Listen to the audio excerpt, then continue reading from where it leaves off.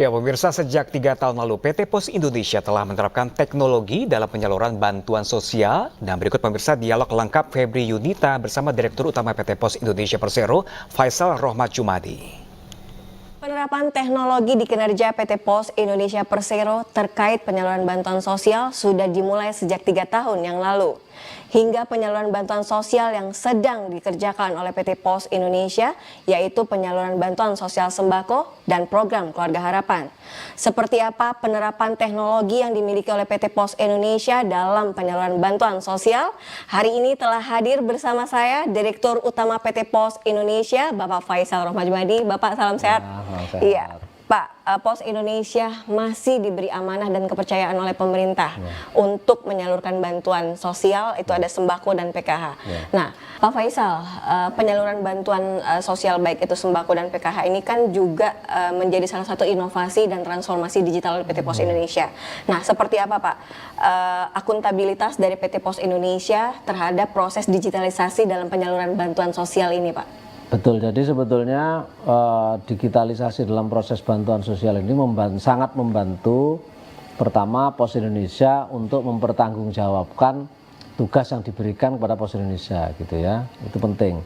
Nah, cara mempertanggungjawabkannya ini kan yang paling bagus itu atau yang paling ideal kalau transparan dan real time begitu. Jadi tidak hanya Pos Indonesia yang bisa melihat progresnya, tapi juga si pemberi kerja gitu. Dan real time, setiap saat dapat dilihat oleh si pemberi kerja tentang progres bantuan itu. Nah, makanya sehingga itu tidak bisa dilakukan kalau itu manual, karena kalau manual kan ada rekap sehingga delay. Lebih panjang ya, Pak. Jadi untuk mengetahui hari ini mungkin delay, baru besok bisa diketahui gitu progresnya, itu pun udah telat 24 jam gitu ya. Nah, maka dengan digitalisasi inilah sebetulnya membantu Pos Indonesia untuk melakukan tugas dengan akuntabilitas yang lebih baik tadi ya. Si pemberi kerja juga senang karena setiap saat dia bisa monitor progresnya gitu ya. Nah, itu maka kita digitalisasi. Nah, sejak awal penyaluran tahun 2020 sebenarnya sudah mulai kita kenalkan tools tadi ya, tools untuk penyaluran bantuan sosial yang akuntabilitasnya tinggi tadi. Nah, sejak saat itulah kita kembangkan yang namanya PGC itu kan, Posgiro Mobile ya, Posgiro Mobile itu kita kembangkan itu, dan itu terus versioning ya, kita punya pengembangan fitur baru, pengembangan supaya softwarenya lebih secure, supaya fiturnya bertambah gitu ya, itu terus kita kembangkan gitu ya. Dan kita kembangkan juga sesuai, selain kita mengimprove terus, kita kembangkan juga sesuai permintaan customer atau pemberi kerja. Jadi misalkan pemberi kerja semula hanya foto wajah, bukan foto wajah, foto orang dengan uangnya, dengan KTP-nya, dengan KK-nya, berkembang dan geotag di mana disalurkan. Berkembang pakai face recognition. Berkembang lagi ada permintaan foto rumah kan gitu. Berkembang lagi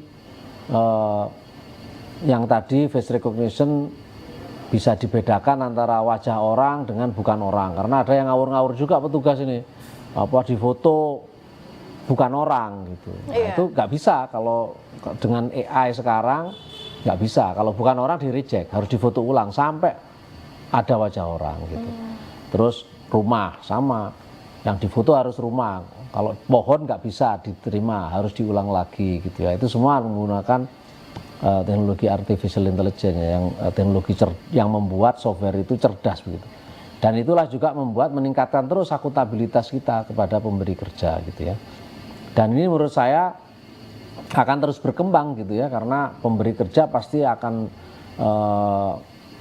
menambahkan term and condition ya, agar betul-betul tepat sasaran dan sebagainya. Dan kita terus berusaha berinovasi gitu ya, agar software yang kita kembangkan ini atau mobile apps yang kita kembangkan ini terus bisa memenuhi kebutuhan masyarakat. Oke Pak, apakah ini bisa diartikan bahwa Pos Indonesia itu elevate sebagai badan usaha karena jadi orkestrator bagi BUMN atau badan usaha lainnya, Pak? Bisa dibilang seperti itu?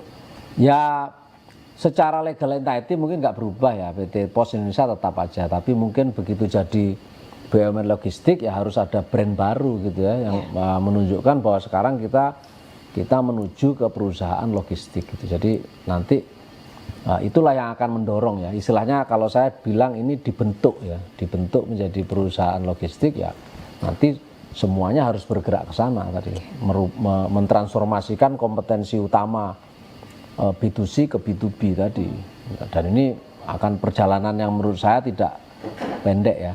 Gitu. Panjang ya Pak ya? Panjang ya, panjangin relatif lah gitu kira-kira seperti itu. Tapi aspirasinya ke sana gitu. Oke. Dan ini juga pasti butuh dukungan dari segala pihak Pak untuk prosesnya ini.